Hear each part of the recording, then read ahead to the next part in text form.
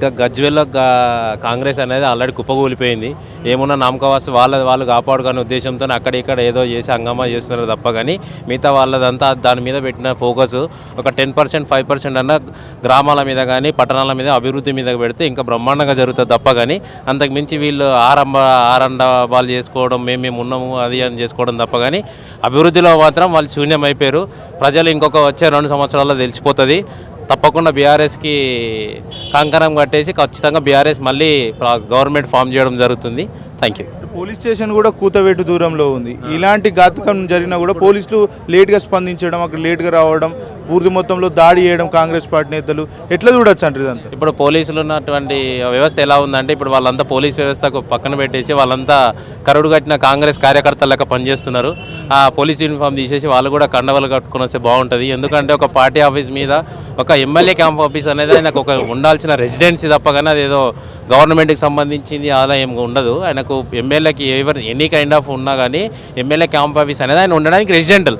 దాంట్లో CM photo పెట్టుకోవాలి, ఇంకో ఫోటో పెట్టుకోవాలనేది అది పెద్దగా ప్రోటోకాల్లో కూడా లేదు. అది దానికి ప్రత్యేకంగా తీసుకొచ్చి అంత పెద్దగా మేము ఏదో చేసేసినాము అనే ఉద్దేశంతో ఫోటోలు తీసుకొచ్చి ర్యాలీ చేసి అద్దాలు దర్శనం చేసి అది ఒక సిగ్గుచేటు తప్ప కానీ దానివల్ల ప్రయోజనం అండ్ ఏం లేదు. ప్రజలకు లబ్ధి పొందే పనులు చేయాలి కానీ మీరు ఇచ్చిన 6 గ్యారంటీలు ఏవైతున్నాయో అవి ముందు చేయండి. తులం బంగారం అన్నారు, ఊర్లలోకి వెళ్తే దుమ్మెత్తి పోస్తున్నారు. ముందు వీటి మీద అభివృద్ధి మీద ఫోకస్ పెట్టండి. మీరు చెప్పండి, రైతులకు సంబంధించి సంక్షేమ పథకాలన్నీ కూడా పూర్తి మొత్తంలో పక్కన పెట్టి ఇలాంటి ఘాతకాలకు మా కేసీఆర్ తెచ్చిండు.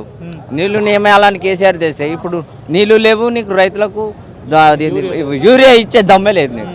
ఏదో ఆన్లైన్లో బుక్ చేయమంటే ఒక ముసలాయన చేయాలంటే ఒక 3 ఎకరాలు దున్నుతుడు. ఆయన దున్నాలంటే ఆన్లైన్ ఆయనకు తెలుసా? ఆయన పోయి ఎడికెళ్ళి తెచ్చుకోవాలి. ఆయన మన్మడు కావాలంటే దొరకడు, కొడుకు తినాలంటే చేయడు. దునకాలు చేసేటోళ్ళు పెద్ద మనుషులు చేస్తారు, వాళ్ళకి మందే ఇస్తలేడు. ఎలా వ్యవసాయం చేస్తాడు? నేను కొంటా, నేను అది చేస్తా, ఇది పండించడానికే దమ్ము లేడే మాకు. నువ్వు కొనేది ఎప్పుడు, మేము పండించేది ఎప్పుడు? నువ్వు ఎరువు లేదు, మేమేం చేస్తాం ఆడ? మళ్ళీ మా కేసీఆర్ని ఎప్పుడు అది ఇది పోటీ మాటలు మాట్లాడుతావు. అంత దమ్ము నీకే ఉంటే మాకు లేదా? ప్రజలకు అంతేనా కాదా? ఇప్పుడు కేసీఆర్కి సంబంధించి అధికారిక నివాసం మీద దాడి చేసిర్రు అంటే ఇక్కడ ఉన్నటువంటి స్థానిక కార్యకర్తల పరిస్థితి ఏ విధంగా ఉంది? మా పార్టీ ఆఫీస్ మీద మాకు దాడి చేసిరని మాకు ఉన్నది, మేము బరాబర్ ఇప్పుడు ముట్టడిస్తాం. ఏం ముట్టడిస్తారు?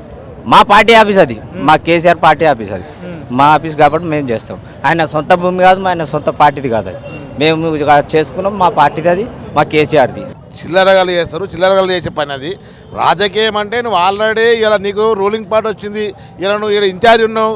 అంశారెడ్డి అంటే మీ జిల్లా నాయకురాలు, ఇప్పుడు ఆమెకు ఏంది మన సిద్దిపేట జిల్లా